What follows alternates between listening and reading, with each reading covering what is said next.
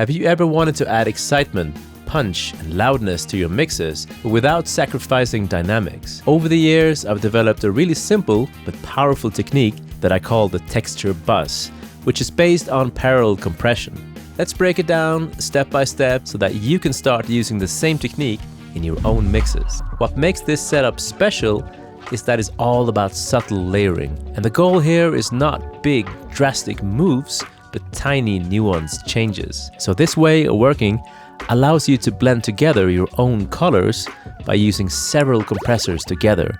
And each blend will always be unique. And what I love about parallel compression in the first place is how it brings out the low-level details in sounds. This adds texture, but also creates a sense of loudness and brightness, all without sacrificing dynamics. So how does it work?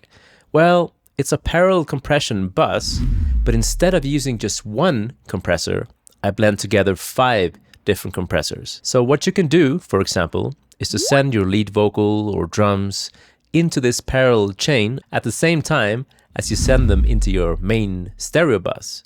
And the outputs of all of these compressors get summed together into one sound, which is then injected back into your stereo mix. And I can easily send something into my texture bus anytime, knowing it will add that specific flavor and excitement to the mix.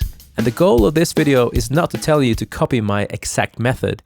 Instead, it's to inspire you to experiment and discover your own combinations. So let's have a look at the plugins I use for my texture bus. The first one is the SSL-G, and I chose this one for its punchy but energetic compression. And just like with all these compressors, I pushed them really hard on purpose. But as you will see, all of them are pushed to slightly different levels, because I always aim to keep each of them within their own specific sweet spot. And for me personally, when going for a purposely overcompressed tone, an SSL-G sounds the best at around -12 gain reduction. The second compressor is the Fairchild 660, which adds a very different texture, more chaotic and aggressive when pushed hard, but also very sweet and musical at the same time. I tend to push this one to around -10 decibel gain reduction. And the next compressor is the 1176, but with all the ratio buttons pressed in.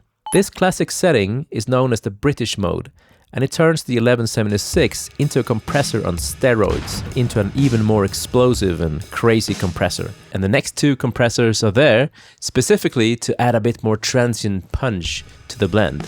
And the first one is the API 2500, and I keep the attack time a bit slower on this one, and I also compress a bit less to give my blend a bit more transience. And the next one is the Zener limiter. This one is a really special compressor I've come to love over the years. I find that it really brings out the low-level details in sounds, while also at the same time keeping the transients fairly alive, which is quite unique.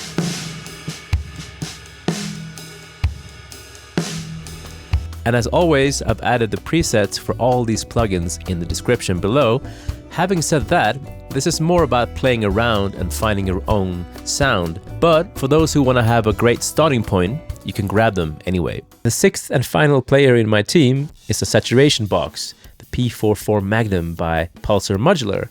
And this one is always in the chain, but is not always engaged. It's only there in case I want to add more grit and dirt into the blend. And this one is really cool for more edgy and mid-rangey type distortion. What really matters here is what the final combination sounds like, not each individual compressor. And I always use this effect very lightly, just like a bit of extra spice in the background.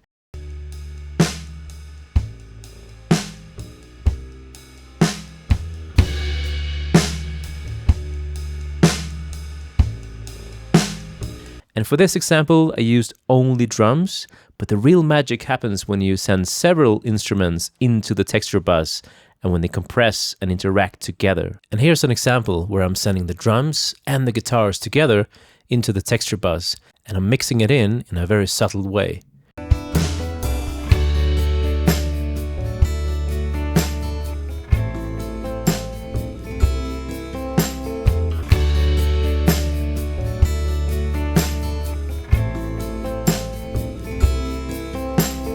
And if you want to learn more about this topic, I'm offering a monthly live Q&A session, and there's one coming up soon.